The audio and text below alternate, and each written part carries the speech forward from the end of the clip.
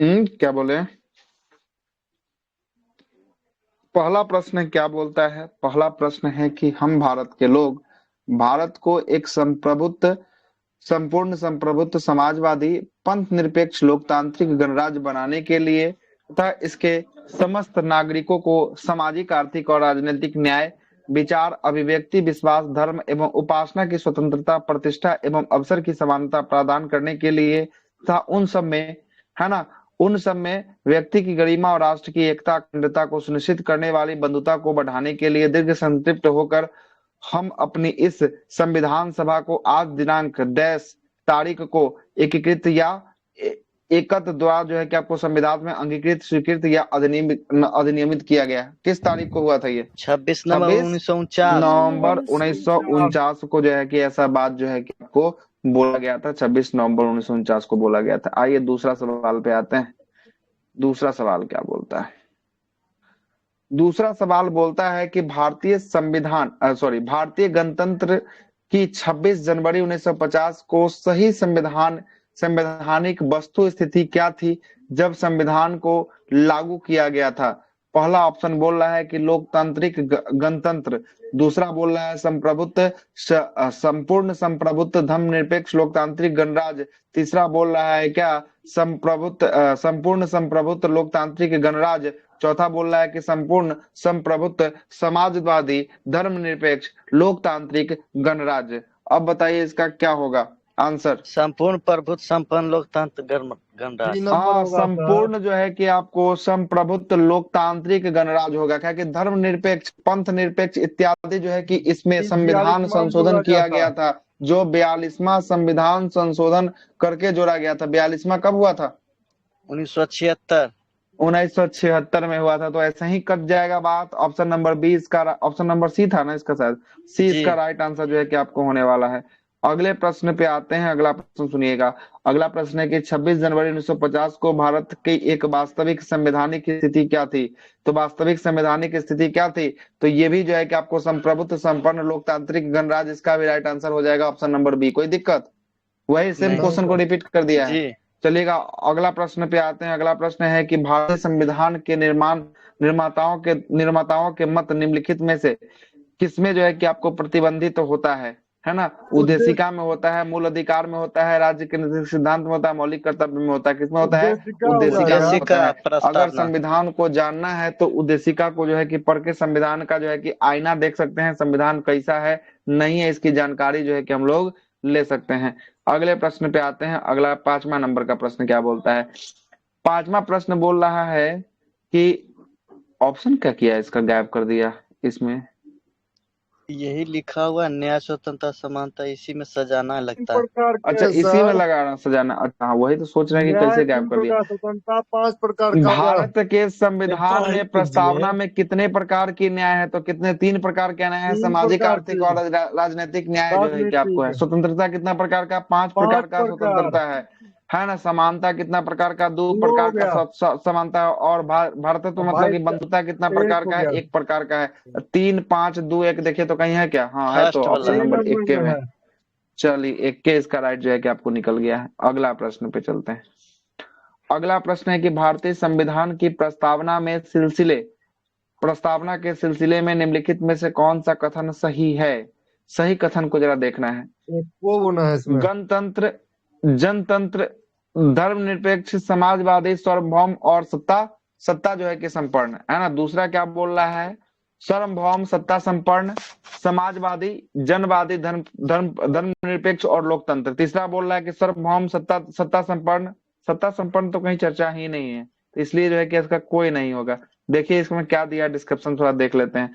दिए गए प्रश्न में भारतीय संविधान में वर्णित किए गए हैं। यह भारतीय राज्य व्यवस्था के स्वरूप का वर्णन करता है। इसमें समाजवादी पंथ निरपेक्ष मूल संविधान में नहीं था, इसे 42वां संविधान संशोधन के तहत जोड़ा गया, है ना? जोड़े जाने के पश्चात संविधान में इन शब्द का निर्धारण क्रमशः सार्वभौम, सत्ता संपन्न, समाजवादी, पंथ निरपेक्ष, लोकतांत्रिक और गणतंत्र जो है कि आपको शब्द आया। नोट में क्या दिया गया है? ध्यान रखने योग्य तथा तथ्य है कि भारतीय संविधान में उल्लेखित शब्द में संप्रभुत्व, है ना, संप्रभुत्व, समाजवादी, पंथ निरपेक्ष, लोकतांत्रिक, गणराज्य, जनवादी शब्द भारतीय संविधान के उद्देशिका में उल्लेखित नहीं है, इसीलिए इसका आंसर कोई नहीं लिया है। उल्लेखित जो है कि ऐसा शब्द नहीं है। ये शब्द चीन के संविधान से जो है कि आपको उल्लेखित है, यहाँ से उल्लेखित नहीं है।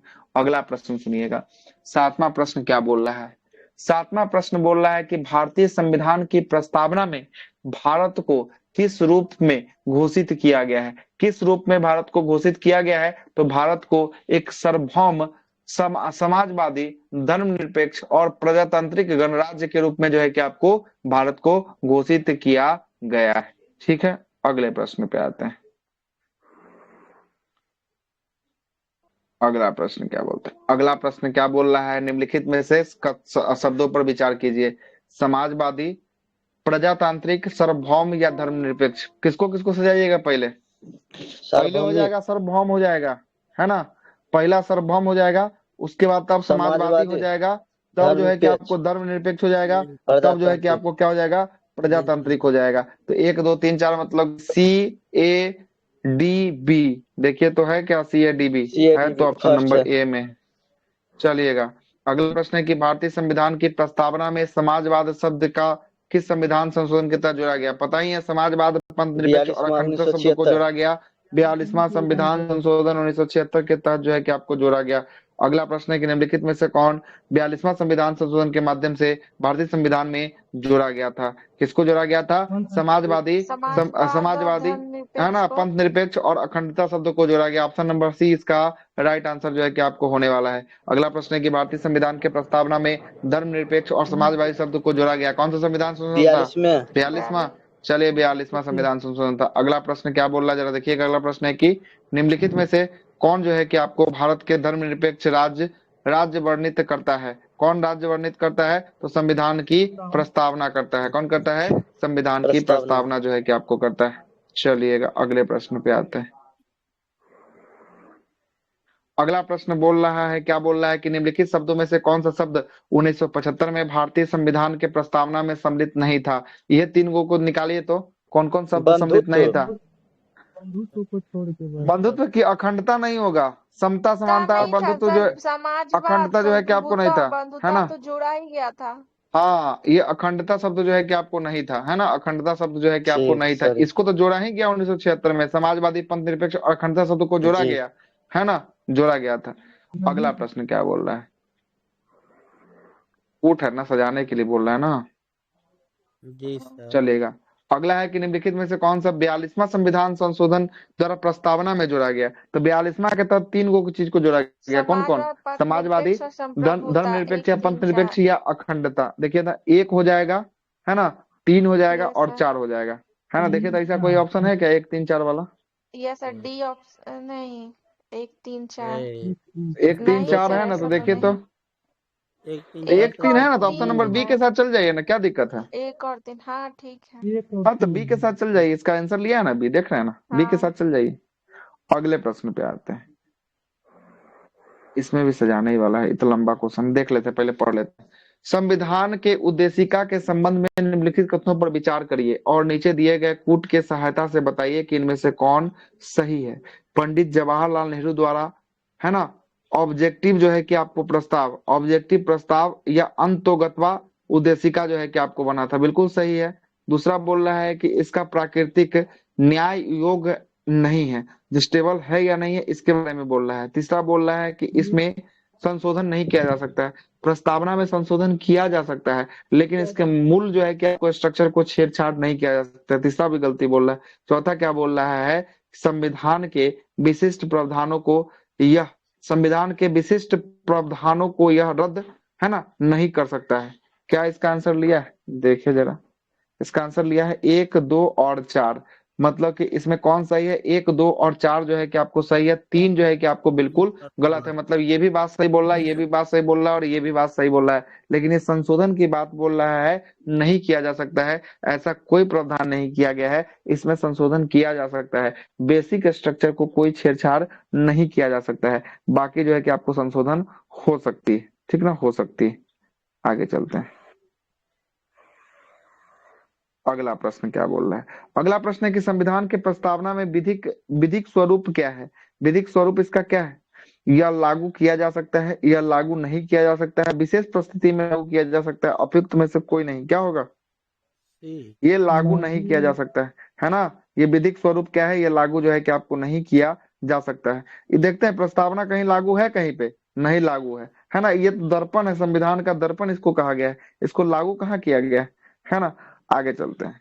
अगला प्रश्न है कि भारतीय संविधान के उद्देशिका में संशोधन किया गया था। कौन सा संशोधन हुआ था? 42 नंबर का ना। 42वां 1976। 42वां हाँ, संविधान संशोधन कब हुआ था? 1976 एकमात्र जो है कि इसमें संशोधन किया गया था। अगला है कि समाजवाद शब्द को जोड़ा गया। कब जोड़ा गया समाजवाद शब्द 42 को? में। ये भी जो है कि आपको 42वां संविधान संशोधन के तहत जो है कि आपको जोड़ा गया। समाजवाद, पंथ निरपेक्ष और अखंडता शब्द को जो है कि आपको जोड़ दिया गया। चलिएगा अगले प्रश्न पे आते हैं। अगला प्रश्न क्या बोलता है? भारतीय संविधान में प्रस्तावना में समाजवाद शब्द का उल्लेख जो है कि कौन सा संविधान संशोधन था?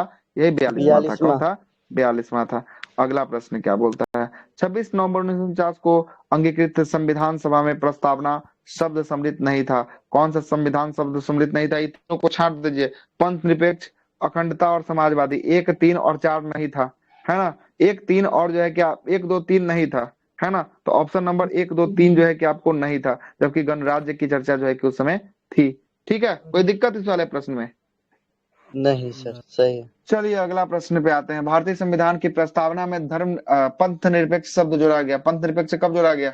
42वां। चलिए 42वां संविधान संशोधन के तहत जो है कि आपको जोड़ा गया। कब हुआ था 42वां संविधान संशोधन? 1976। 1976 में हुआ था। अगले प्रश्न पे आते हैं। अगला प्रश्न क्या बोल रहा है? अगला प्रश्न जो बोल रहा है कि भारतीय संविधान में, भारत के संविधान में आमुख का लक्ष्य इनमें से सभी नागरिकों को लिए सुनिश्चित करता है। सामाजिक तथा आर्थिक न्याय, बिल्कुल सही है। विचार और अभिव्यक्ति की स्वतंत्रता, ये भी सही है। अवसर की समानता, ये भी सही है। व्यक्ति की प्रतिष्ठा या गरिमा, ये भी जो है कि आपको सही है। इसमें से सभी का सभी तो हमको सही लग रहा है ना। सब का सब जो है कि आपको सही होगा। उपयुक्त में से सभी इसका राइट आंसर जो है कि आपको होने वाला है। अगले प्रश्न पे आते हैं। अगला प्रश्न, कथन को जरा पढ़िएगा। नीचे दिए गए 2 कथन दिए गए हैं, इनमें से एक कथन ए है और दूसरा कथन जो है कि आपको कारक आर है। जरा पढ़ते हैं क्या बोल रहा है। कथन ए बोल रहा है कि भारत एक जो है कि आपको संप्रभुत्व संपन्न, संपूर्ण संप्रभुत्व संपन्न, समाजवादी, धर्मनिरपेक्ष और लोकतांत्रिक गणराज्य है। सही है कि गलती है? सही है। बिल्कुल सही बात बोल रहा है। दूसरा बोल रहा है कि इसमें 42वां संविधान संशोधन 1976 के तहत, है ना, संपूर्ण संप्रभुत्व लोकतांत्रिक गणराज्य के स्थान पे प्रतिस्थापित किया गया। ऐसा कोई बात है क्या? नहीं सर। ऐसा कोई बात जो है कि आपको नहीं किया गया है। इसका आंसर क्या लिया है? ए और आर दोनों सही है। अच्छा, आर कैसे सही है जरा एक बार और पढ़ते हैं। इसे 42वां संविधान संशोधन 1976 के तहत संप्रभुत्व संपन्न लोकतांत्रिक, है ना, गणराज्य का स्थान को प्रतिस्थापित किया गया था। अच्छा, लोकतांत्रिक गणराज्य के स्थान को प्रतिस्थापित किया गया था, सही है। इसमें 3 शब्द को जोड़ा गया। कौन कौन शब्द 42वां में? समाजवादी, पंथ निरपेक्ष या धर्मनिरपेक्ष, या और तीसरा अखंडता। अखंडता शब्द को जो है कि आपको जोड़ा गया था। तो दोनों का दोनों सही है। और आर जो है कि आपको, मतलब कि आर जो है कि कारक जो है, ये कथन की जो है कि आपको सही रूप से क्या करता है? व्याख्या भी जो है कि आपको सही रूप से कर रहा है। अगला प्रश्न सुनिएगा। 24वां प्रश्न क्या बोल रहा है? 24वां प्रश्न बोल रहा है कि भारत में लौकिक सार्वभौमिकता, है ना, लौकिक सार्वभौमिकता है क्योंकि संविधान की प्रस्तावना आरंभ होती है। किससे आरंभ होती हम है? भारत के हम लोग भारत से। के लोग जैसे शब्द से जो है कि आपको प्रारंभ जो है कि आपको होती है। हम भारत के लोग से होती है। अगला प्रश्न है कि हम भारत के लोग, be the people of India शब्द का प्रयोग संविधान में कहाँ किया गया है? आंसर निकल जाएगा, कहाँ होगा? प्रस्तावना। प्रस्तावना में होगा। कहाँ पे होगा? प्रस्तावना में जो है कि आपको होने वाला है। अगला प्रश्न है, अगला प्रश्न सुनिएगा। अगला प्रश्न है कि सभी व्यक्ति, है ना, सभी व्यक्ति पूर्णतः और समान रूप से जो है कि आपको मानव है। यह सिद्धांत जो है कि आपको जाना जाता है। किसके नाम से जाना जाता है? यह सिद्धांत सार्वभौमिकता के नाम से जो है कि आपको जाना जाता है। किसके नाम से? सार्वभौमिकता के नाम से जो है कि सार्वभौमिकता। आपको जाना जाएगा, है ना। अगला प्रश्न क्या बोल रहा है? अगला प्रश्न जो है कि आपका भारत के संदर्भ में निम्न में से कौन धर्मनिरपेक्ष शब्द का सही भाव को व्यक्त करता है? धर्मनिरपेक्ष या पंथ निरपेक्ष, इसका कहने का मतलब होता है कि भारत का कोई धर्म नहीं होगा। ऐसा कोई ऑप्शन देखिए तो, भारत का कोई राज्य धर्म होगा? ऑप्शन नंबर डी दिख रहा है क्या? कोई भी जो है कि आपको राज धर्म नहीं होगा, है ना? लिया ऑप्शन नंबर डी, ठीक तो है, कोई धर्म नहीं होगा। ठीक है, अगला प्रश्न है कि निम्नलिखित में से कौन सा भारतीय संविधान की प्रस्तावना में उल्लेखित नहीं है? देखिए जरा इसमें कौन संघीय। उल्लेखित नहीं है। संघीय शब्द का उल्लेख कहीं देखने को मिलेगा? नहीं मिलेगा। इसका राइट आंसर संघीय हो जाएगा। अगला प्रश्न रहेगा, निम्नलिखित में से कौन सा शब्द भारत के संविधान उद्देशिका में नहीं है? लोक कल्याण का शब्द कहीं लोक मिलेगा क्या? कल्याण। नहीं है। नहीं। चलेगा, ये भी जो है कि आपको सही होने वाला है। अगले प्रश्न पे आते हैं। अगला प्रश्न सुनिएगा। अगला प्रश्न है कि भारतीय संविधान के प्रस्तावना में लिखित किस स्वतंत्रता का वर्णन नहीं किया गया है? स्वतंत्रता की बात करेंगे, विचार की स्वतंत्रता है, विचार प्रकट करने की स्वतंत्रता है, विश्वास की स्वतंत्रता है, आर्थिक स्वतंत्रता की कहीं पे कोई चर्चा नहीं किया गया है। इसका राइट आंसर क्या हो जाएगा? आर्थिक स्वतंत्रता जो है कि आपको होने वाला है।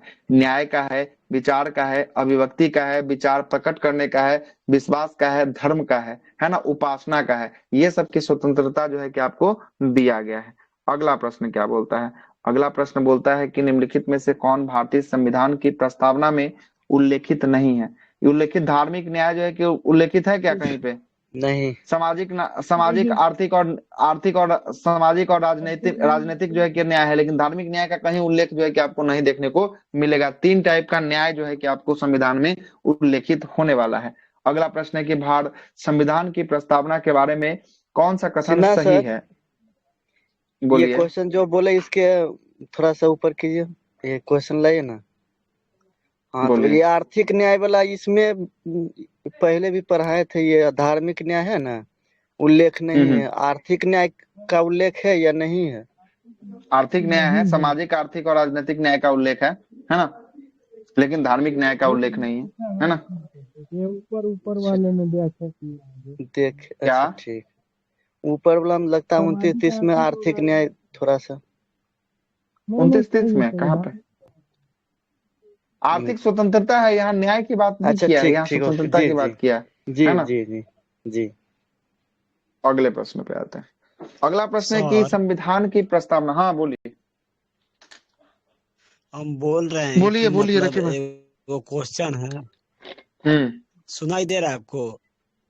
क्वेश्चन है ना कि मतलब स्थगन, सत्रवासन, विघटन, ये तीनों में से कौन से राष्ट्रपति के द्वारा किए जाते हैं? अच्छा, देखिए विघटन जो है कि आपको राष्ट्रपति कर देंगे। कौन कर देंगे? विघटन जो है कि करने वाले हैं राष्ट्रपति, है ना। देखिए सत्र का जो है कि स्थगन और एगो क्या बोले हैं, तीनों बोलिए पहले फिर से।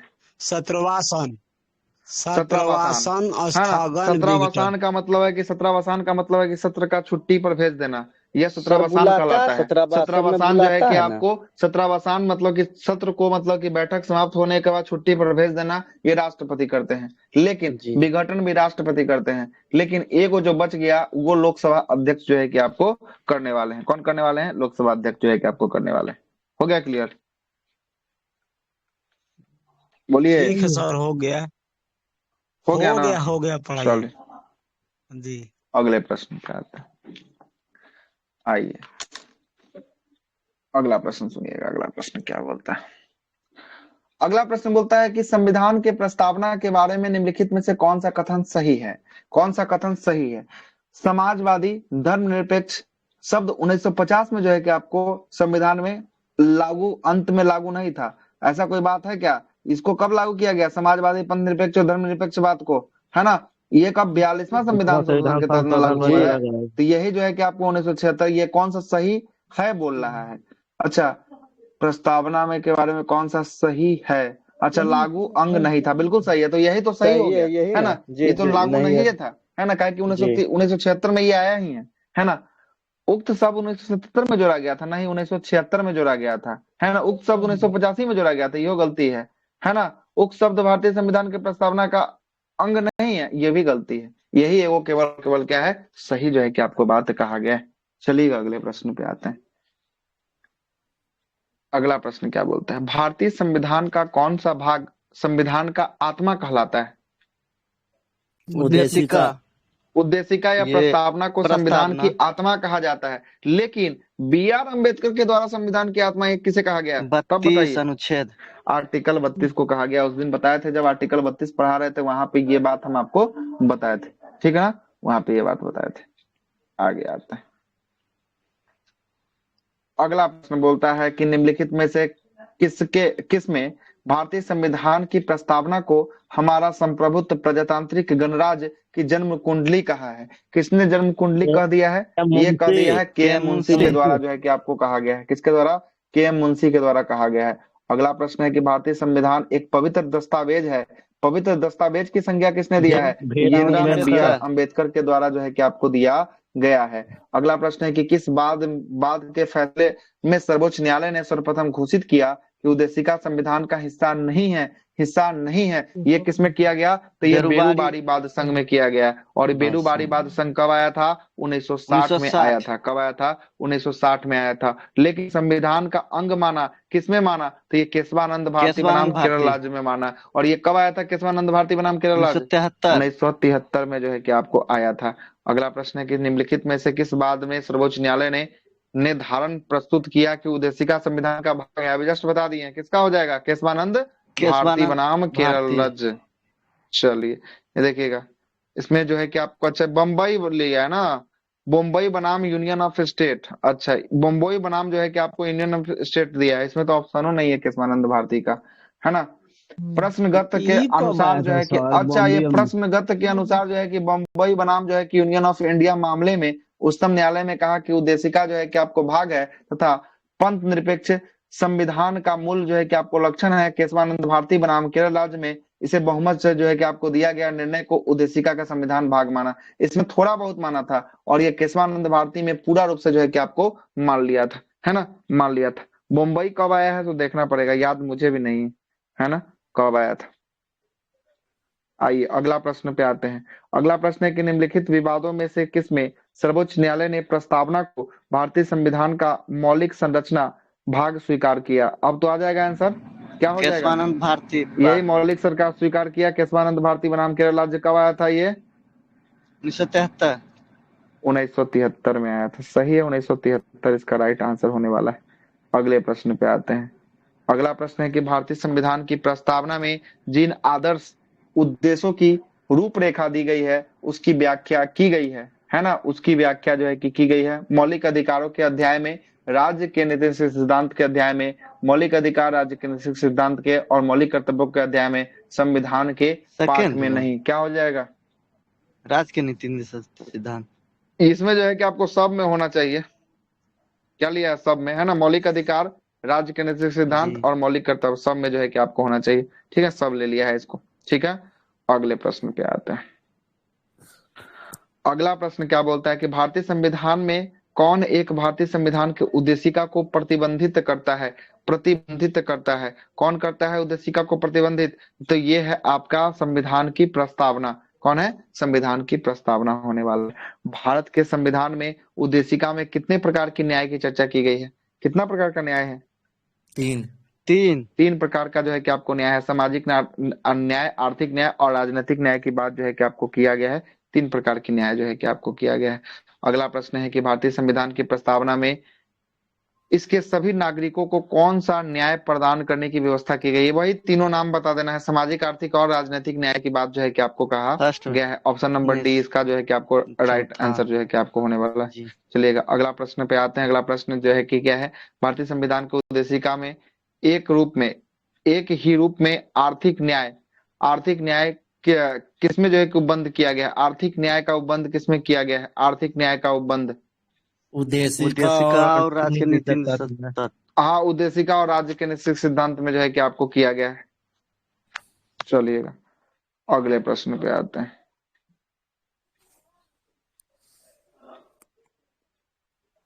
अगला प्रश्न 44वां नंबर प्रश्न क्या बोल रहा है? भारतीय संविधान की उद्देशिका है, संविधान का वह भाग है किंतु, अच्छा संविधान का भाग है किंतु संविधान विधिक प्रभाव नहीं करता है ना। उद्देशिका संविधान का भाग जो है कि है, लेकिन जो है कि आपको क्या बोलता है, विधिक प्रभाव नहीं करता। ये बिल्कुल गलत है, विधिक प्रभाव तो करता ही है। दूसरा बोलता है कि संविधान का भाग नहीं है, बिल्कुल ये गलत हो जाएगा, संविधान का तो भाग है ही। उद्देशिका संविधान का भाग है, बिल्कुल सही है यहाँ तक। वैसे ही विधिक प्रभाव जो है कि आपको रखती है, जैसा कि कोई जो है कि आपको अन्य नहीं, ऐसा कोई बात नहीं है। चौथा बोल रहा है कि आपको संविधान का भाग है, किंतु अन्य भागों से स्वतंत्र होकर इसका कोई विधिक प्रभाव नहीं है। अन्य भागों से स्वतंत्र होकर इसका कोई विधिक प्रभाव नहीं है, ये तो भाग है ही, लेकिन इसका कोई विधिक प्रभाव जो है कि आपको नहीं होने वाला है। क्या है कि इसमें अलग अलग है, राज्य के नीति सिद्धांत अलग है, मौलिक कर्तव्य अलग है ना। प्रस्तावना में जो है कि आपको उसके आगे चलिएगा तो जो है कि मूल कर्तव्य अलग हो जाएगा, डीपीएसपी अलग हो जाएगा, सब जो है कि आपको अलग होने वाला जो है कि आपको चीज जो है कि आपको है ना। अगला प्रश्न 45वां प्रश्न क्या बोलता है, संविधान में दिया गया आमुख है। आमुख क्या है जरा सुनिएगा। आमुख जो है कि आपको है, न्यायालय में लागू नहीं होता है। दूसरा बोलता है कि यह महत्वपूर्ण तथा इसकी जो है कि उपयोगिता है। तीसरा बोलता है कि शासन करने के लिए उद्देश्यों का उल्लेखित करता है। और चौथा बोलता है कि संविधान की कानून अर्थ निर्णय में सहायता करता है। दिए गए कोट में कौन सा है कि आपको सही आंसर को चुनना है, कौन सही हो जाएगा। इसका आंसर तो लिया ही नहीं है, देखते हैं इसका आंसर क्या लिया है। भारतीय संविधान के आमुख में दी गई उद्देशिका प्रेम्बल को कहा गया है। प्रश्न में उद्देशिका में सभी 4 कथन सत्य हैं, परंतु किसी भी विकल्प में यह कथन जो है कि सम्मिलित नहीं है। मतलब कि ऊपर जो दिया हुआ है ना, ये चारों का चारों क्या है, चारों का चारों जो है कि आपको सही होने वाला है, लेकिन ऐसा कोई विकल्प यहाँ पे नहीं दिया है तो चारों में हो। तो 1 2 3 4 ये चारों का चारों क्या हो जाएगा, ऑल जो है कि आपको राइट होने वाला है। सही। ठीक है, ऑल राइट जो है कि आपको होने वाला है। अगला प्रश्न बोलता है कि निम्नलिखित में से कौन सही है। सामाजिक समानता, सामाजिक समानता संविधान का प्रत्याभूत नहीं है। दूसरा बोल रहा है कि देश में सामाजिक समानता पहले ही जो है कि पहले से ही जो है कि आपको क्या है, विद्यमान है। तीसरा क्या बोल रहा है, तीसरा बोलता है कि सामाजिक समानता संविधान में जो है कि आपको प्रत्याभूत है, मतलब कि संविधान में जो है कि आपको लागू है सामाजिक समानता। और चौथा बोल रहा है उपयुक्त में से कोई नहीं। इसका जो है कि आपको आंसर क्या है, सी जो है कि आपको क्या डिस्क्रिप्शन देख लीजिए। संविधान के अनुच्छेद नंबर 14 से लेकर 18 तक, 14 से 18 किसमें चर्चा होगा, भाग 3 में चर्चा होगा। और भाग 3 क्या होगा, मौलिक अधिकार होगा। क्या होगा, मौलिक अधिकार होगा। मौलिक अधिकार। तो संविधान के अनुच्छेद 14 से 18 तक प्रदत्त समानता का अधिकार में विभिन्न प्रावधान के तहत सामाजिक समानता प्रतिभूत किया गया है। संविधान की प्रस्तावना में सामाजिक न्याय प्राप्त करने की बात जो है कि आपको कही गई है, ठीक ना, कही गई है। अगला आते हैं शासन प्रणाली, है ना। इस चैप्टर का भी ऑब्जेक्टिव देख ही लेते हैं शासन प्रणाली का। शासन प्रणाली तो अभी नहीं शायद पढ़े हैं ना हम लोग, है ना। शासन प्रणाली नहीं पढ़े हैं, इसको छोड़ दीजिए, इसको स्किप कीजिए। शासन प्रणाली को, शासन प्रणाली नहीं पढ़े हैं, इसको चैप्टर को स्किप कीजिए। जब शासन प्रणाली पढ़ा देंगे ना उस समय बताएंगे, ना तो इसमें तो आपको समझ में नहीं आएगा। एगो क्वेश्चन है, देख लेते हैं इसमें। कैसा ये क्वेश्चन, इसमें मतलब नहीं समझ रहा। ये जो है कि शासन प्रणाली सरकार का रूपरेखा कैसा होता है ना, जब संसद पढ़ेंगे ना, सरकार पढ़ेंगे, वहां अच्छा। पे जो है कि ये चीज को चर्चा कर लेंगे, ठीक ना, वहां पे चर्चा कर लेंगे इस चीज को, ठीक ना। इसलिए इसको स्किप कर देते हैं, पढ़वे नहीं किए हैं तो इसमें समझ में नहीं आएगा कैसा कैसा शासन प्रणाली। आइए अगले चैप्टर पे शुरुआत करते हैं।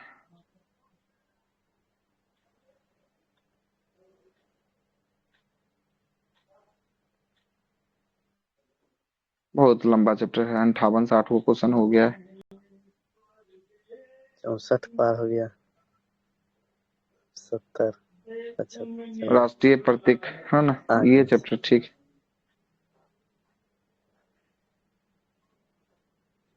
आइए पहले प्रश्न के साथ शुरुआत करते हैं।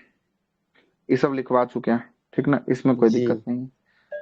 आइए पहला प्रश्न बोलता है कि किस वर्ष जन गण मन को भारत में राष्ट्रीय गान के रूप में जो है कि आपको अपनाया गया था। किस वर्ष अपनाया गया, 1950 में अपनाया गया था। चलिएगा 1950 में जो है कि अपनाया गया। 24 जनवरी 1950 को जन गण मन को जो है कि आपको अपना लिया गया था, ठीक ना। आगे आते हैं, संपूर्ण राष्ट्रगान वादन में कितना सेकंड लगता है। हाँ 52। इसमें 3 को बोले थे, राजेंद्र प्रसाद और जनगण मन, एक और कुछ बोले थे। जनगण मन, उसके बाद जो है कि आपको वंदे मातरम, है ना, राष्ट्रीय गान, राष्ट्रीय गीत, और जो है कि आपको कौन, तो ये आपको राष्ट्रपति, ये तीनों को जो है कि अपना लिया गया इसी दिन, ठीक ना, इसी दिन जो है कि अपना लिया गया। चलते हैं अगले प्रश्न पे। अगला प्रश्न बोलता है कि भारतीय शासन द्वारा राजकीय चिन्ह स्टेट जो है कि सिंबल कब से जो है कि अंकित कब कर लिया गया। ये जो है कि स्टेट सिंबल जो है कि आपको 26 जनवरी 1950 से जो है कि आपको अंगीकृत जो है कि आपको कर लिया गया। और ये क्या है, अशोक स्तंभ है, ठीक ना। अशोक स्तंभ जो है कि आपको है कहाँ से लिया गया है, सारनाथ से जो है कि आपको लिया गया है। अगला प्रश्न क्या बोलता है, भारतीय संविधान में है ना, भारत के संविधान सभा द्वारा राष्ट्रीय ध्वज को कब स्वीकार कर लिया गया। राष्ट्रीय ध्वज को स्वीकार कर लिया गया 22 जुलाई 1947 को जो है कि आपको कर लिया गया। राष्ट्रीय ध्वज को कर लिया गया 22 जुलाई 1947 को जो है कि आपको कर लिया गया। अगले प्रश्न पे आते हैं। अगला प्रश्न सुनिएगा।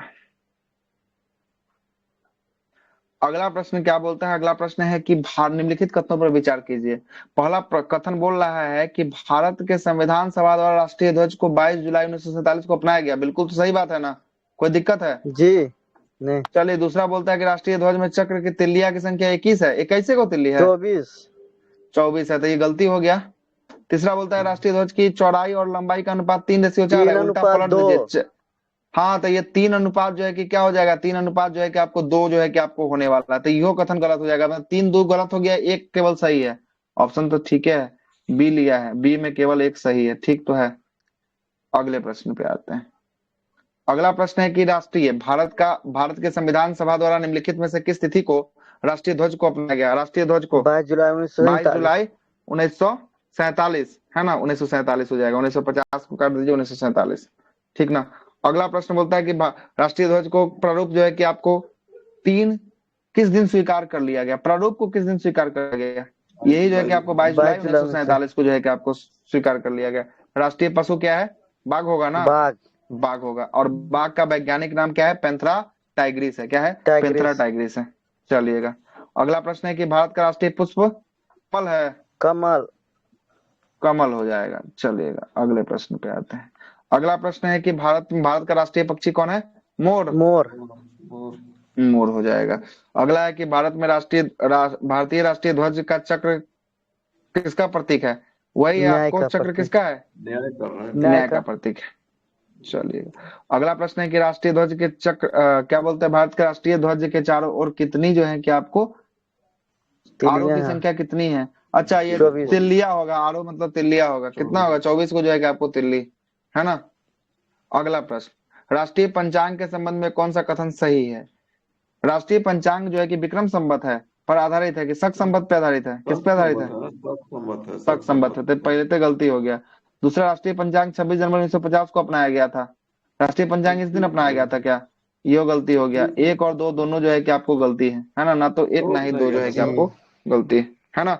देखिएगा ये जो है कि आपको क्या है, देखिएगा राष्ट्रीय पंचांग जो है कि आपको ग्रेगोरियन कैलेंडर के साथ साथ देश भर में जो है कि शक संवत को अपनाया गया। शक संवत तो बहुत पुराना चल रहा है, उसी से जो है कि अपनाया गया।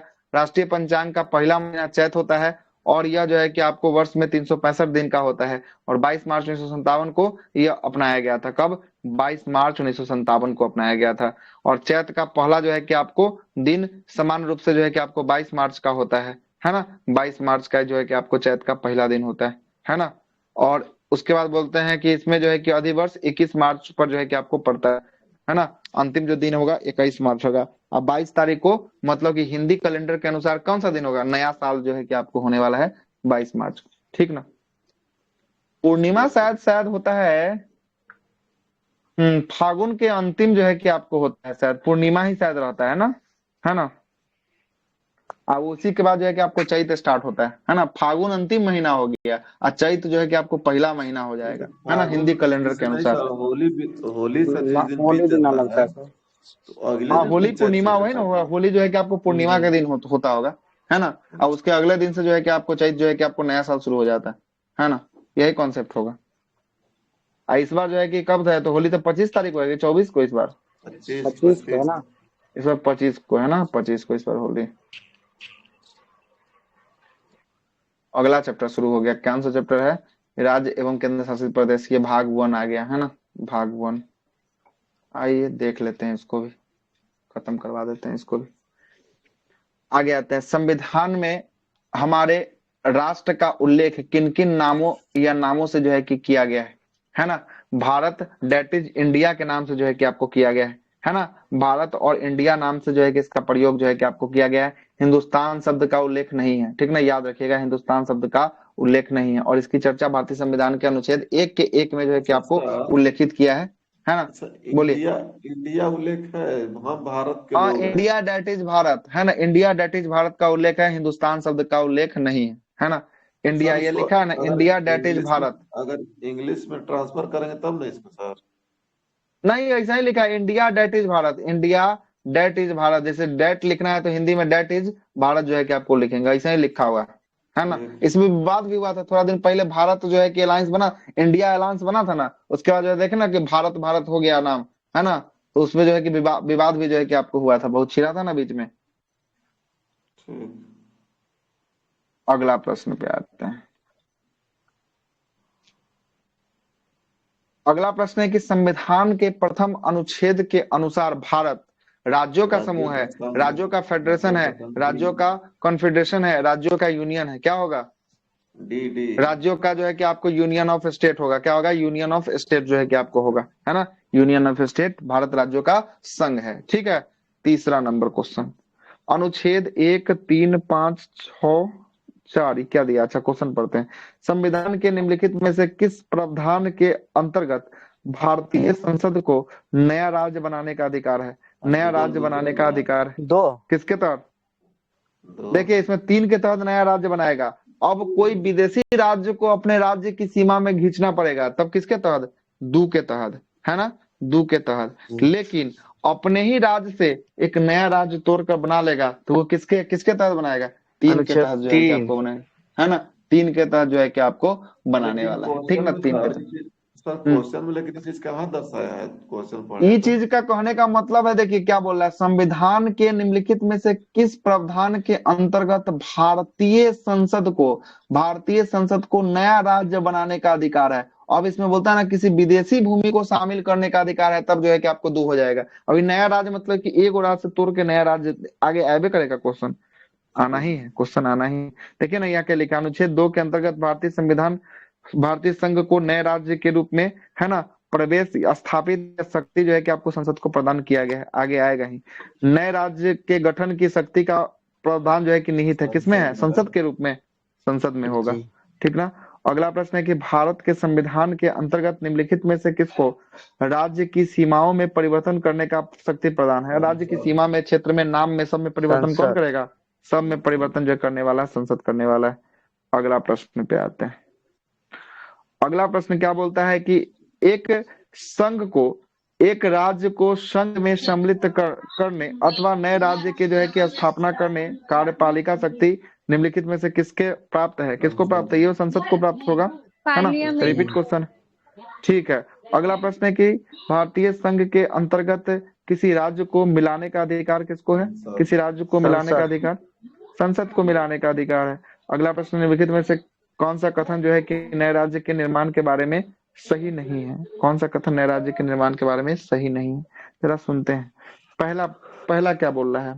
पहला बोल रहा है कि संसद विधि द्वारा एक नए राज्य का जो है कि निर्माण कर सकता है। बिल्कुल सही है, संसद विधि बनाकर नया राज्य का निर्माण कर सकता है। दूसरा बोल रहा है कि इस प्रकार की विधि संविधान की पहली अनुसूची और चौथी अनुसूची में जो है कि आपको संशोधन का प्रावधान होगा।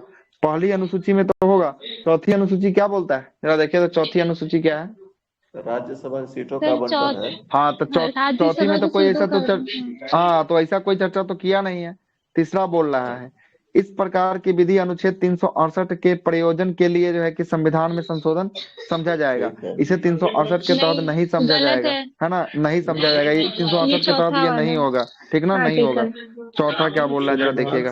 उसी में ना सर नहीं, लेकिन ये 368 से बाहर है, इसको 368 से बाहर रखा गया है। ये है संविधान संशोधन, लेकिन ये 368 में इसको नहीं रखा है ना, इसको 368 से बाहर रखा है।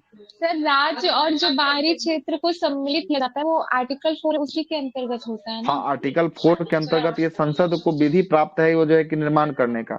अच्छा, तो ये क्या बोल रहा है, कौन सा कथन सही नहीं है? तो यही तो सही नहीं हो गया, यही तो जो है कि आपको समझा जाएगा, ये समझा नहीं जाएगा, 368 के अंतर्गत नहीं होगा, यही तो आपको गलत हो गया है। बाकी तो आपको सही है, ये सही था, ये सही था, यही आपका गलती हो गया। तो यही आपका राइट आंसर निकल गया। कौन सही नहीं बोल रहा है? चौथा भी पढ़ ही देते हैं।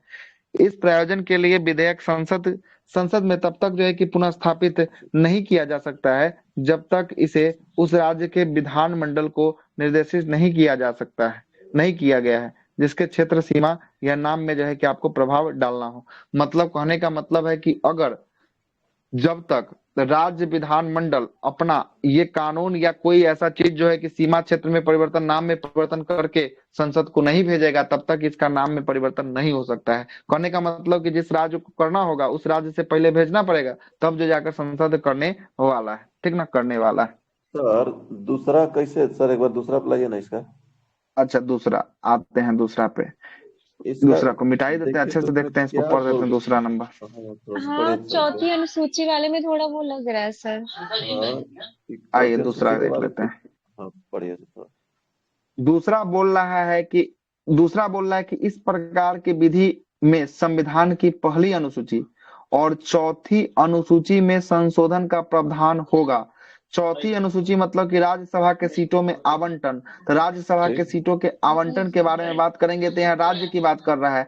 और राज्यसभा का सीट कहाँ से चुन के आता है? राज्य से चुन के आता है, तो बिल्कुल तो सही तो बोल रहा है सर बात। नए राज्य, सर तो वो क्वेश्चन कर रहा है कि सर नए राज्य यहाँ के पे कुछ निर्माण अच्छा अलग तो है। सुनिए, तो नया हाँ, राज्य ये बनाइएगा तो उसमें राज्यसभा का सीट आवंटन करिएगा कि नहीं करिएगा? फिर से ये बताइए। नया राज्य बनेगा तो चौथी अनुसूची में तो संशोधन करना पड़ेगा ना, तब ना उसमें जो है कि नया राज्य में जो है कि सीटों का आवंटन होगा। राज्यसभा में सीटों सर का ये आवंटन राज्य से क्या ही हो चुन के जाता सकता है। है, ये आर्टिकल का बात कर रहे हो? आर्टिकल कैसे? यहाँ पे लिखा अनुसूची, तो आर्टिकल लेकिन कैसे गलती पढ़ से दीजिएगा? चौथी अनुसूची। अनुसूची की एकदम बात कर रहा है, आर्टिकल नहीं कैसे नहीं पढ़ दीजिएगा? आर्टिकल नहीं, ठीक है अनुसूची ही दे यार, बिल्कुल सही है। सही बात है, कोई दिक्कत ठीक है वाली सर। बात नहीं है। चौथी अनुसूची जैसे ही राज्य को तोड़िएगा, सीमा क्षेत्र को परिवर्तित कीजिएगा, वैसे ही जो है कि आपको राज्यसभा में सीटों की संख्या घटने और बढ़ने लगेगी, है ना। तोड़ के अलग कीजिएगा तो उसके लिए भी तो सीट अलग से प्रावधान कीजिएगा कि नहीं कीजिएगा? तो चौथी अनुसूची में तो संविधान संशोधन करना ही होगा, कोई दिक्कत वाली बात नहीं, बिल्कुल सही बोल रहा है ना। ठीक है चलते हैं अगले प्रश्न पे। अगला प्रश्न बोल रहा है कि एक नया राज्य बनाने में संवैधानिक संशोधन के लिए कैसा बहुमत चाहिए? साधारण बहुमत, 2/3, 3/3? साधारण चाहिए, बिल्कुल सही है। साधारण बहुमत जो है कि आपको चाहिए होता है, मतलब साधारण का मतलब 50% +1 जो है कि ले आइएगा, यही जो है कि आपको साधारण बहुमत हो जाएगा। ठीक है, अगले प्रश्न पे आते हैं। ले लिया तो साधारण, तो इसका तो चलते 10 नंबर प्रश्न पे। 10वां प्रश्न क्या बोलता है कि भारत का एक नया राज्य सृजित करने के लिए विधेयक को पारित होना अनिवार्य है। संसद में साधारण बहुमत तथा कम से कम 2/3 राज्यों की पुनः जो है कि समर्थन द्वारा। ये गलती हो गया है ना। दूसरा बोल रहा है कि संसद का साधारण बहुमत द्वारा, यही तो आपको सही लग रहा है। दुइये नंबर तो बी सही लग रहा है, क्या लग रहा है? तीसरा बोल रहा है संसद के 2/3 बहुमत उसमें तथा कम से राज्यों कम के लिए तो गलती कर दिया है, राज्य से कोई मतलब नहीं है इसमें। राज्य से तो इसको कोई मतलब नहीं है। पहला तीसरा तो गलती हो गया, आप तुम्हें से कोई नहीं था, ऑलरेडी गलती है। दूसरा केवल सही होगा, देखिए है ना दूसरा। ठीक है, अगला प्रश्न क्या बोल रहा है? अगला आंसर प्रश्न तो बोल रहा है ठीक कथन रहेगा, और ठीक कारक। रहेगा। क्या? आंसर ढक के कराइएगा, ठीक रहेगा सर, थोड़ा सोचने में मौका अच्छा लगता है। अगला प्रश्न है, सुनिएगा। अगला प्रश्न है कथन ए बोल रहा है भारत जो है कि संघ नहीं है, भारत संघ नहीं है ना। भारत जो है कि आपको संघ नहीं है, कथन बोल रहा है। कथन 100% सही होता है हमेशा, भारत संघ नहीं है। अगला सुनिएगा कारक क्या बोल रहा है।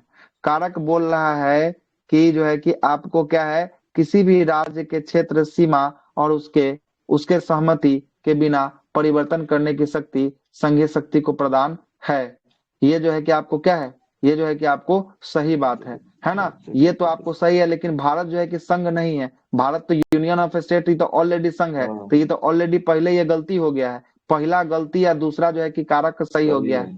देखिए तो पहला गलती, दूसरा सही वाला कोई ऑप्शन है क्या? ए और आर दोनों सही है, ये तो गलती हो गया। ए और आर दोनों सही है, ये गलती हो गया। किसी राज्य, ये सही है और गलत है, सर डी वाला है। ये गलत है, आर सही है। यही, हाँ बोलिए क्या बोल रहे हैं? इसका तो आंसर डी निकल जाएगा। किसी भी राज्य को अगर मान लीजिए राज्य को छोटा करना, तो उस राज्य से सहमति कोई जरूरी नहीं है कि लेंगे कि हम, संसद लेता है कि नहीं सर? सर विधान देखिए किसी राज्य के क्षेत्र में है ना, सीमा क्षेत्र में और उसके सीमा क्षेत्र और उसके नाम में उसकी सहमति के बिना परिवर्तन करने की शक्ति संघीय संसद को प्राप्त होती है। मतलब कि अगर सहमति दे दे तब भी और नहीं दे तब भी संसद चाहेगा तो उसका जो है कि अगर मांग होगा तो जो है कि आपको बदल सकता है ना, मतलब बदल सकता है, दोनों उसके जो है चीजें कि सीमा क्षेत्र ठीक में जो है कि आपको कर सकता है ना। अगर आप करके देते हैं तो सही है, और नहीं करके देखते हैं, अगर ज्यादा विरोध अगर एरिया में हो रहा है तो संसद इस पे जो है कि कदम उठा सकती है ना, उठा सकती है। लेकिन ये कंडीशन यहीं पे वैलिड है। ये कंडीशन फिर आप लेके चल जाइएगा विधान परिषद के लिए लेके चल जाइएगा तो विधान परिषद आपको जबरदस्ती नहीं थोपा जा सकता है संसद के माध्यम से। उसके लिए आपको विधानसभा से पारित करना ही पड़ेगा, उसको विधानसभा से विधानसभा पारित करके और तब संसद को भेजना पड़ेगा। तब जो है कि उस पर संसद सुन विचार कि आपको करने वाली है, और जो उसके मन में आएगा वो जो है कि आपको काम करेगा। वो संसद के ऊपर डिपेंड करता है, लेकिन ठीक इस है वाले सर। मैटर पे संसद के ऊपर डिपेंड नहीं करता है। ठीक ठीक, क्लियर होगा सर।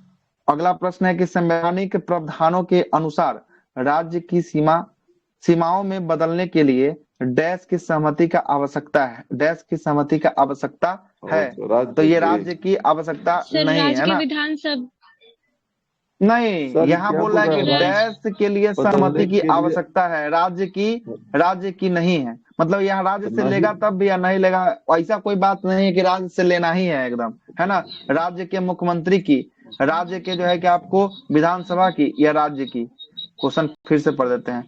संवैधानिक प्रावधानों के अनुसार राज्य की सीमाओं को बदलने के लिए, राज्य का जो सीमा है उसको जो है कि अगर चेंज करने के लिए डैश सहमति की आवश्यकता है, राज्य की नहीं। ये क्या लिया है, राज्य की नहीं, है ना, डायरेक्ट ले लिया राज्य की नहीं। अच्छा सर ये ठीक बोल रहा है सर, मतलब राज्य का रहेगा भी या नहीं भी रहेगा, ऊपर में समझाए ना वही चीज बोल रहा है।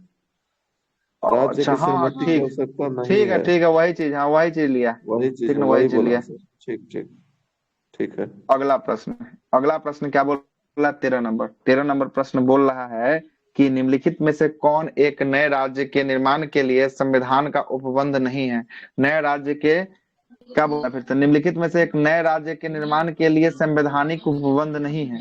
ऑप्शन ए, किसी राज्य का क्षेत्र को बढ़ाकर, किसी राज्य के क्षेत्र को घटाकर, किसी राज्य के नाम को परिवर्तन करके, एक राज्य संघ क्षेत्र में शामिल करके, है ना।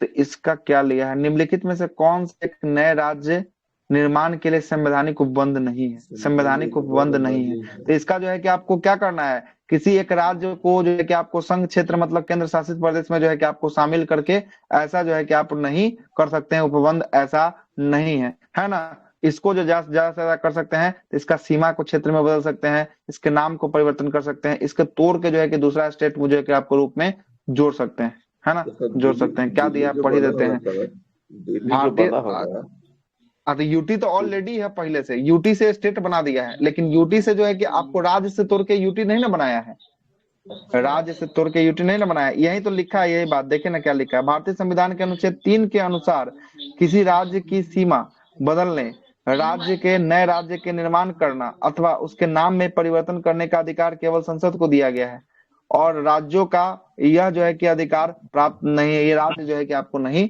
कर सकता है, राज्य नहीं कर सकता है। यहाँ पे क्लियर नहीं किया है डिस्क्रिप्शन में, डिस्क्रिप्शन में क्लियर नहीं किया है। निम्नलिखित में से कौन एक नए राज्य के निर्माण के लिए संवैधानिक उपबंध नहीं है, संवैधानिक उपबंध नहीं है। तो एक राज्य संघ क्षेत्र में शामिल कर लेना, है ना, शामिल कर लेना, ये संवैधानिक उपबंध नहीं है ना। लेकिन संवैधानिक उपबंध की बात करेंगे, किसी राज्य का क्षेत्र को बढ़ा देना संवैधानिक उपबंध है, घटा देना संवैधानिक उपबंध है, लेकिन सीमा क्षेत्र में परिवर्तन कर देना ये भी जो है कि आपको संवैधानिक उपबंध देखने को मिलने वाला है। अगला प्रश्न, निम्नलिखित में से कौन सा संविधान के अनुच्छेद 3 के तहत संसद के तहत एक कानून द्वारा संभव नहीं है। इसमें भी देखिए तो वैसा ही वाला, नए राज्य का गठन करना, ये तो कानून है संसद के पास। दूसरा बोल रहा है कि राज्यों के क्षेत्र में परिवर्तन करना, बिल्कुल ये कर सकता है संसद। तीसरा बोल रहा है कि आपको राज्यों की सीमाओं में परिवर्तन करना, यही कर सकता है संसद। चौथा बोल रहा है कि नए राज्य में प्रवेश, ये नए राज्य में प्रवेश करना यही संसद का जो है कि प्रावधान नहीं है। इसका भी लिया है क्या, डी, ठीक है डी लिया है इसका। अगला ये तो कूट है लंबा, चलिए देखते हैं। निम्नलिखित कथनों पर विचार कीजिए और दिए गए कूट की सहायता से बताइए इनमें से कौन सही है, कौन सही बोल रहा है। जरा देखिएगा पहला क्वेश्चन क्या बोल रहा है। पहला बोल रहा है कथन कि संविधान में यूनियन ऑफ स्टेट शब्द का प्रयोग किया गया है। बिल्कुल सही है, यूनियन ऑफ स्टेट है ना, कोई दिक्कत है? भारत राज्यों का संघ होगा यूनियन ऑफ स्टेट, है ना।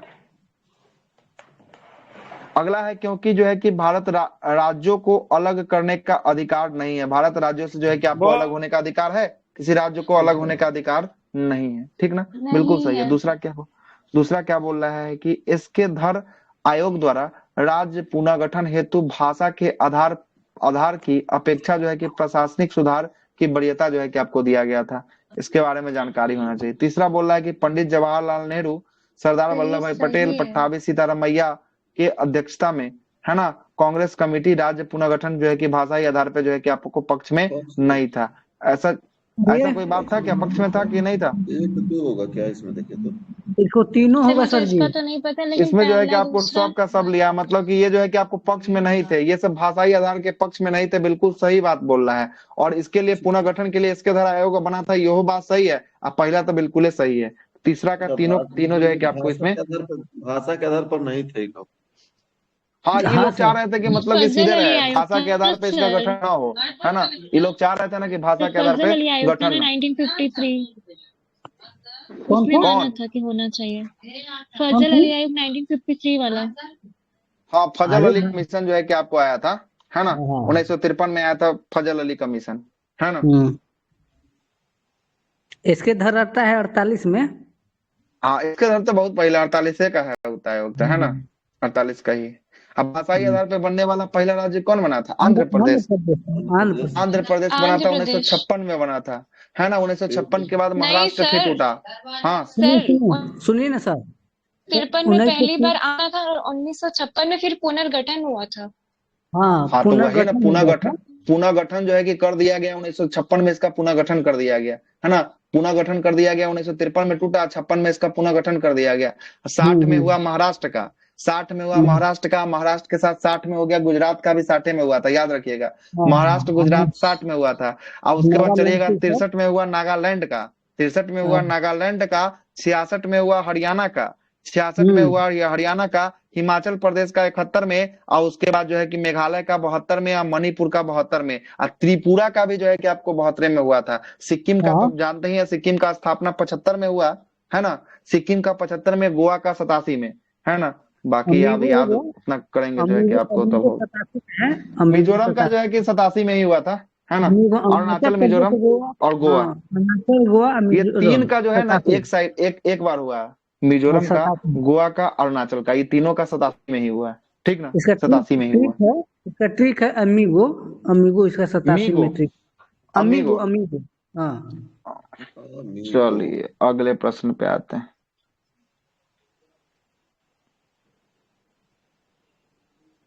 अगला प्रश्न 16 नंबर प्रश्न क्या बोल रहा है? 16 प्रश्न बोलता है कि भारतीय संगठनात्मक जो है कि व्यवस्था के संदर्भ में निम्नलिखित कथनों में से कौन सा कथन सही है कथन की बात कर रहा है। पहला बोल रहा है कि भारतीय संविधान के अंतर्गत राज्यों की जो है कि आपको राज्यों को संघ से अलग होने का अधिकार नहीं देता है। राज्यों को संघ से अलग होने का अधिकार नहीं देता है, बिल्कुल सही बात बोल रहा है। कोई दिक्कत है क्या इसमें? बिल्कुल सही बात है ये। अगला है दूसरा बात बोल रहा है कि अलग होने की मात्र वकालत करने का अभिव्यक्त स्वतंत्रता की सुरक्षा जो है कि आपको मिलेगा। वकालत कर सकते हैं, लेकिन अब ये जो है कि आपको गलत दे रहा है, ये वकालत भी नहीं कर सकते हैं, मतलब कि अलग जो है कि आप नहीं हो सकते हैं। अलग होने की मात्र वकालत करने की अभिव्यक्ति की स्वतंत्रता के लिए सुरक्षा जो है कि आपको मिलने वाला है। ये जो है कि आपको गलत माना है ना। केवल और केवल जो है कि एक को सही माना है, जरा डिस्क्रिप्शन इसका देखते हैं। भारतीय संविधान के तहत राज्यों को संघ की स्थापना की गई है, जिसमें राज्यों को संघ से अलग होने का अधिकार नहीं है। संघीय संसद ही जो है कि आपको संघ से नए राज्य में प्रवेश या उसकी स्थापना कर सकती है, तथा क्षेत्र सीमा और नाम में परिवर्तन कर सकती है। कौन कर सकता है? केवल संसद कर सकता है। अथवा राज्य या राज्यों के भागों को अलग कर मिलाकर नए राज्य का निर्माण कर सकता है, परंतु संविधान के तहत किसी राज्य को संघ से पृथक करने या कर सकने का अधिकार नहीं दिया गया है। मतलब आप नहीं हट सकते हैं, और इस प्रकार जो है कि कथन एक सही है। और ऑप्शन नंबर 2 क्या बोल रहा है, अनुच्छेद 19 के सेक्शन 1 के क के तहत, है ना, सभी नागरिकों को वाक एवं अभिव्यक्ति की स्वतंत्रता मूल अधिकार प्रदान किया गया है, परंतु इस अधिकार का प्रयोग भारत की प्रभुता, अखंडता और राज्य की सुरक्षा, विदेशी राज्य की जो है कि मैत्रीपूर्ण संबंध, लोक व्यवस्था, शिष्टाचार एवं सदाचार के हितों अथवा न्यायालय आमागन और मानहानि, आपराधिक जो है कि उत्पीड़न के संदर्भ में, है ना, युक्तायुक्त निर्बंधन राज्य विधि द्वारा आरोपित कर सकता है ना। मतलब कहने का मतलब कह रहा है कि आपको यह अधिकार दिया है, इसका मतलब नहीं है कि आप जिसको मन करे जो बोलते रहिएगा, मतलब वहीं तक ये सहमति होगा जहां तक आप सही सलामत बोल सकते हैं, अन्यथा ये जो है कि आपको वैलिड नहीं होगा।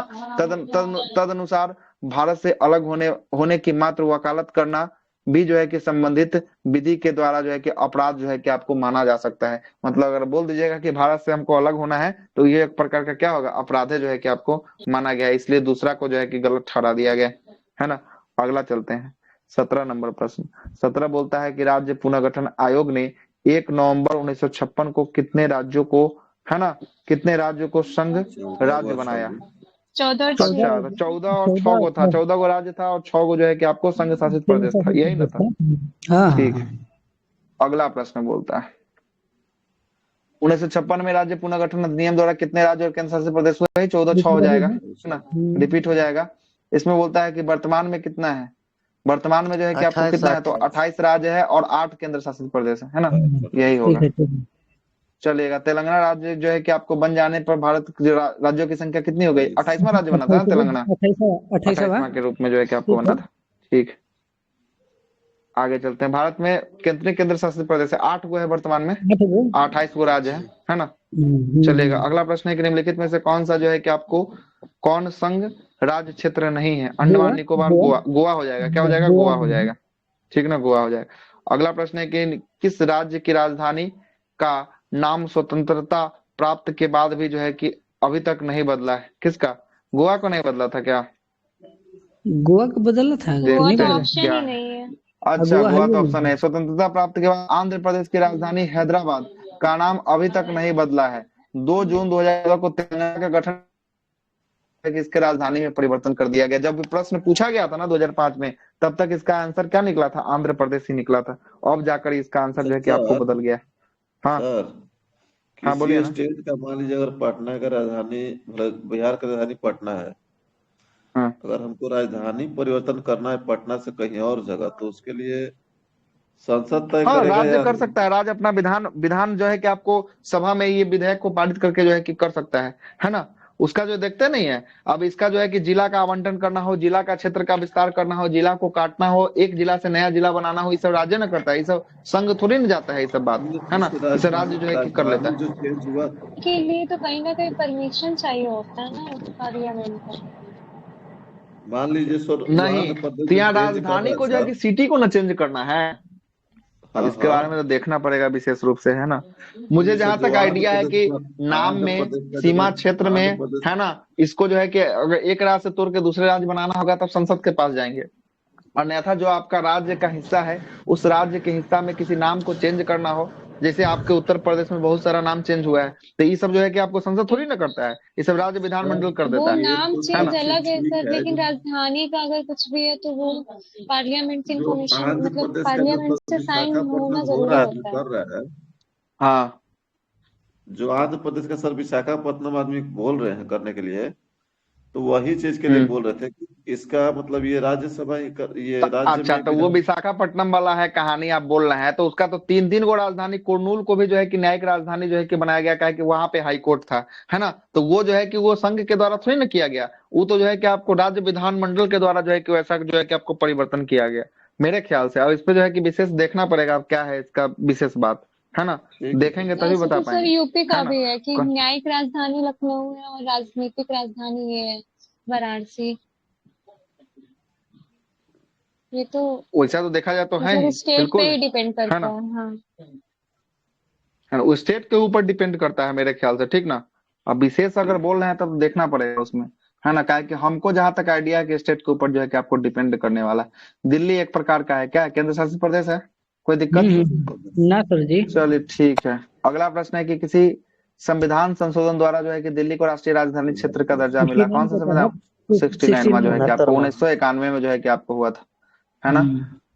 अगला प्रश्न है कि भारत के संविधान के अनुच्छेद 240 के अंतर्गत केंद्र संघ राज्य क्षेत्रों के लिए जो है कि आपको विनियम बनाने की राष्ट्रपति की शक्ति के संदर्भ में निम्नलिखित में से कौन सा युग्म सम्मिलित नहीं है? अनुच्छेद 240 के 1 के क में अंडमान निकोबार द्वीप समूह, 240 1 के ख में लक्षद्वीप, ग में दमन द्वीप और घ में जो है कि आपको पुडुचेरी। क्या दिया है इसका? घ लिया है ना, घ लिया। देख लेते हैं क्या है प्रश्न संगत जो है कि आपको घ में क्या है, घ में दमन द्वीप की चर्चा किया गया है और यहाँ कर दिया पुडुचेरी का, यही गलती कर दिया गया है। पुडुचेरी का अंगा में चर्चा है, किसमें? अंगा में चर्चा है ना। यही जो है कि आपका गलती यहाँ पे सजा दिया है। अच्छा इधर भी है ना अभी, आइए अगला प्रश्न 27वां नंबर। 27वां प्रश्न 30 को देख लेते हैं, 30 को के बाद अगर ज्यादा होगा तो इसको ड्रॉप कर देंगे, है ना। निम्नलिखित में कथनों में से कौन सा कथन जो है कि एक गलत है? कथन गलत कथन है ना। पहला बोल रहा है कि गोवा राज्य 1987 में राज्य का दर्जा मिला। बिल्कुल सही है, 87 में मिला ना गोवा को, है ना। दूसरा बोल रहा है कि आपको द्वीप खंबात की खाड़ी, गल्फ ऑफ खंबात एक टापू है। बिल्कुल सही है, टापू में जो है कि आपको बसा हुआ है गल्फ ऑफ खंबात, है ना। मैप जब देखिएगा, जब खंबात की खाड़ी को जाकर देखिएगा इंडियन मैप को, तो एगो टापू की तरह जो है कि आपको बसा हुआ है, ठीक ना। दमन एवं दीप में भारतीय संविधान के 56वां संविधान संशोधन द्वारा जो है कि गोवा से अलग किया गया। बिल्कुल सही है, 56वां के तहत जो है कि आपको गोवा से किसको अलग कर दिया गया? दमन द्वीप को जो है कि आपको अलग कर दिया गया। और दादरा नगर हवेली को 1954 में फ्रांसीसी औपनिवेशिक शासन जो है कि आपको अंतर्गत जो है कि आपको था, 1954 में जो है कि आपको था, यही जो है कि आपको था। ये जो है कि फ्रांसीसी का नहीं था, ये पुर्तगाली के शासन अधीन था, न कि फ्रांसीसी के अधीन था, है ना। दादरा नगर हवेली किसके पास था? पुर्तगाली के पास। ठीक है, यही आपका गलती हो गया। 28वां प्रश्न बोल रहा है सिक्किम भारत का राज्य बना। अभी जस्ट बता दिए सिक्किम कौन सा संविधान संशोधन? 35वां हुआ था 1975 में जो है कि आपको राज्य बना, 1975 में। हाँ 74 में ये संशोधन हुआ था, 35वां संविधान संशोधन 1974 में हुआ था, है ना। 76वां संविधान संशोधन में दर्जा मिल गया था उसको 22वां राज्य का। 76 जी जी 36वां में जो है कि आपको मिला है 36वां। देखिए 35वां में सह राज्य का दर्जा दिया गया, सह राज्य का। 36वां में पूर्ण राज्य का दर्जा मिल गया, 36वां में पूर्ण राज्य का दर्जा मिल गया, ठीक ना।